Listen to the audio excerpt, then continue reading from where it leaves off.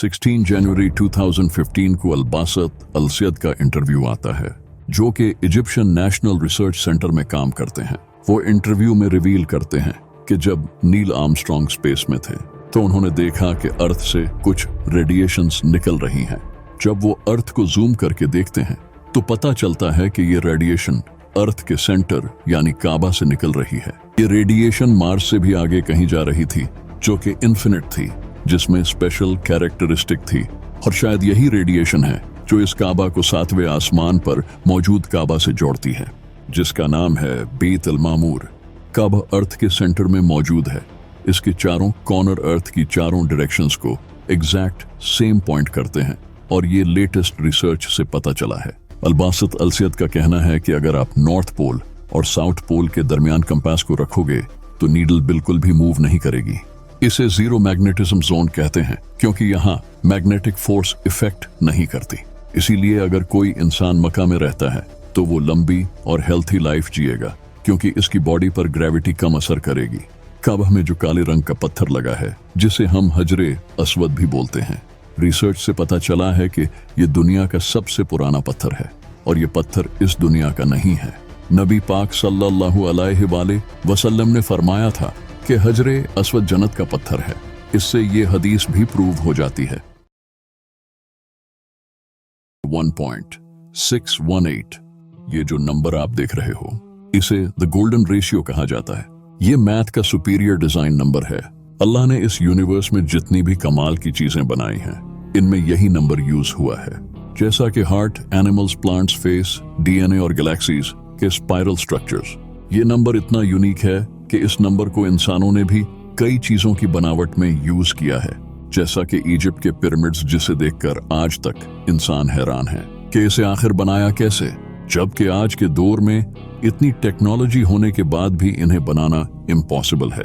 कई painter, engineers और architectures ने अपने आर्ट में इस नंबर को यूज किया है, जैसा कि हिस्ट्री के बड़े ही famous genius Leonardo da Vinci ने अपनी पेंटिंग मोनालिसा की बनावट में इसी रेशियो का यूज किया है। मोनालिसा आज दुनिया की महंगी तरीन पेंटिंग्स में से एक पेंटिंग है, यानी कि अगर किसी भी डिजाइन को इस रेशियो के मुताबिक बनाया जाए तो वो परफेक्ट डिजाइन बनेगा।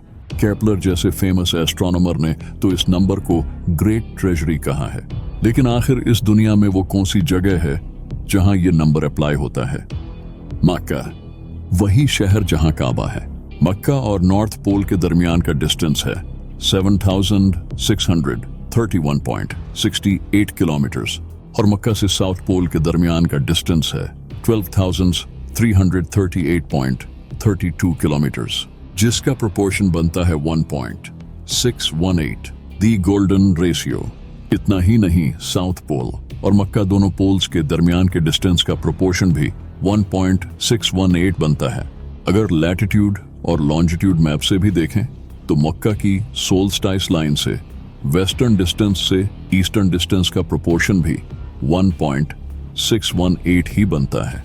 वेस्ट साइड से मक्का की सोल्स्टिस लाइन तक डिस्टेंस और इसी लैटिट्यूड पर दुनिया के पेरीमीटर का प्रोपोर्शन भी 1.618 बनता है। मक्का पूरी दुनिया में वाहिद ऐसी जगह है जिसकी लंबाई चौड़ाई में गोल्डन रेशियो बनता है।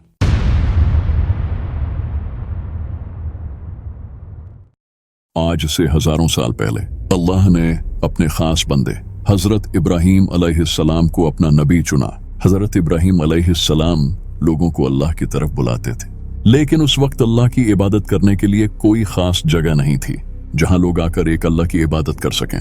हजरत इब्राहीम अलैहिस्सलाम की ख्वाहिश थी कि काश कोई ऐसी जगह हो जहां लोग आकर अल्लाह को याद कर सकें। तो अल्लाह ने अपने दोस्त हजरत इब्राहीम अलैहिस्सलाम की इस ख्वाहिश को पूरा किया और हजरत इब्राहीम को काबा बनाने का हुक्म दिया। हजरत इब्राहीम अलैहिस्सलाम ने अपने बेटे हजरत इस्माइल अलैहिस्सलाम के साथ काबा को बनाया, लेकिन काबा को सबसे पहले हजरत इब्राहीम अलैहिस्सलाम ने नहीं बल्कि हजरत आदम अलैहिस्सलाम ने बनाया था।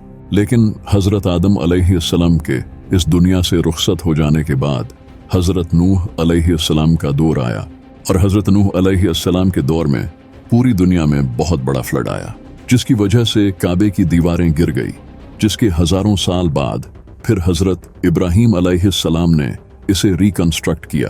हजरत इब्राहीम अलैहिस्सलाम ने जब काबा को रिकंस्ट्रक्ट किया, इसके बाद से दुनिया भर से लोग आकर काबा में इबादत करते थे और इस वक्त काबा बहुत बड़ी टूरिस्ट डेस्टिनेशन बन चुकी थी, जो कि एक बादशाह जिसका नाम था अब्राहा, उससे देखा नहीं गया और उसने काबा को डिस्ट्रॉय करने का फैसला किया और वो एक बड़ी फौज के साथ काबा को डिस्ट्रॉय करने के लिए निकल पड़ा। तभी अल्लाह ने इतनी बड़ी फौज को छोटे परिंदों से हरा दिया। इन परिंदों ने अपने मुंह में पत्थर डालकर अब्राहा की फौज पर फेंके और इन पत्थरों ने अब्राहा की पूरी फौज को तबाह कर दिया, जिसका जिक्र न सिर्फ कुरान में है बल्कि ये हिस्ट्री का पार्ट है। अब्राहा के इस इंसिडेंट के कुछ सालों बाद मक्का में नबी पाक सल्लल्लाहु अलैहि वसल्लम पैदा हुए। नबी पाक सल्लल्लाहु अलैहि वसल्लम के दौर में काबा में 360 बुत रखे हुए थे जिनकी अरब के लोग पूजा करते थे। लेकिन 600 ईस्वी में एक ऐसा फ्लड आया जिसने काबा की दीवारों को डैमेज कर दिया। इसके बाद अरब के लोगों ने काबा को दोबारा तामीर करने का फैसला किया और नबी पाक सल्लल्लाहु अलैहि वसल्लम ने अरब के बाकी कबीलों के साथ मिलकर इस काबा को बिल्ड किया। लेकिन जब ये काबा बिल्ड हुआ और हजरे अस्वद को रखने का टाइम आया तो अरब के कबीलों की आपस में लड़ाई शुरू हो गई। हर कबीला ये चाहता था कि ये नेक काम वो खुद करे, जिसे देखकर अबू उमैया बिन मुगीरा ने कहा कि कल सुबह जो इंसान काबा में पहले एंटर होगा वही ये काम करेगा।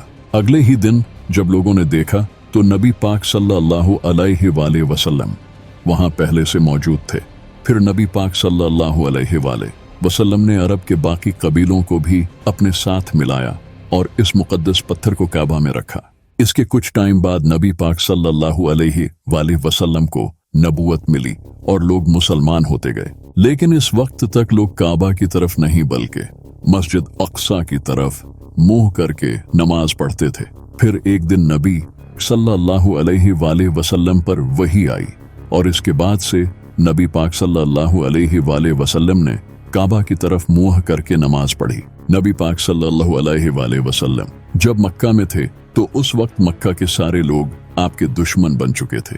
तो नबी पाक सल्लल्लाहु अलैहि वसल्लम ये सब देखकर 620 ईस्वी में मक्का छोड़कर मदीना आ गए। लेकिन कुरैश फिर भी मुसलमानों को उम्रा नहीं करने देते थे। तो फिर नबी पाक सल्लल्लाहु अलैहि वसल्लम ने मक्का के लोगों के साथ सुलह हुदैबिया साइन किया। इस एग्रीमेंट के मुताबिक मुसलमान काबा में आ सकते थे, लेकिन इस एग्रीमेंट में यह भी लिखा था कि मुसलमानों और मक्का के दरमियान 10 साल तक कोई जंग नहीं होगी। लेकिन 10 साल बाद मुसलमान काफी ताकतवर हो चुके थे और उस वक्त तक कई लोगों ने इस्लाम कबूल कर लिया था और 630 ईस्वी में नबी पाक सल्लल्लाहु अलैहि वसल्लम ने मक्का को फतह कर लिया। मक्का फतह करने के बाद इन्हीं सहाबियों ने खुद से बुतों को तोड़ा जो कि पहले इनकी पूजा किया करते थे। इसके बाद 683 ईस्वी में मेरे मौला अली अलैहिस्सलाम की वफात के बाद अब्दुल्ला इब्ने जुबैर और खिलाफत उमैया के दरमियान जंग हुई। इस जंग में काबा को आग लगा दी गई थी, जिसके बाद अब्दुल्ला इब्ने जुबैर ने काबा को दोबारा तामीर किया। 11 जनवरी 930 को हज के पहले ही दिन करामतियों ने काबा पर हमला करके हजरे अस्वद को चुरा लिया। करामतियों का लीडर अबू ताहिर अल करामती अपने साथियों के साथ घोड़ों पर मक्का में एंटर हुआ और लाखों लोगों को कत्ल करके हजरे अस्वद को अपने साथ मस्जिद अल दिरार में ले गया। ये वो मस्जिद है जिसे नबी पाक सल्लल्लाहु अलैहि वसल्लम के दौर में कुछ हिपोक्रिट्स लोगों ने बनाया था। नबी पाक सल्लल्लाहु अलैहि वसल्लम ने ऑर्डर देकर इसे तोड़ दिया था। ये लोग इस मस्जिद को बनाकर इस्लाम में यूनिटी खत्म करना चाहते थे। अबू ताहिर भी यही चाहता था कि लोग काबा को छोड़कर मस्जिद अल दिरार में हज करने आए। अल्लाह ने इसे बड़ी ही दर्दनाक मौत दी। इसके जिस्म को कीड़ों ने खाया। फिर इसके 30 साल बाद जब अब्बासी की हुकूमत आई तो इन्होंने काफी पैसा खर्च करके हजरे अस्वद को वापस से इकट्ठा करके काबा में लगा दिया।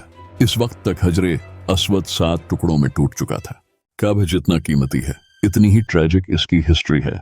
नबी पाक सल्लल्लाहु अलैहि वसल्लम एक दिन काबा का तवाफ कर रहे थे और साथ फरमा रहे थे, तुम कितने पाक हो और तुम्हारी खुशबू कितनी पाक है, तू कितना अजीम है और तेरी हुर्मत कितनी अजीम है।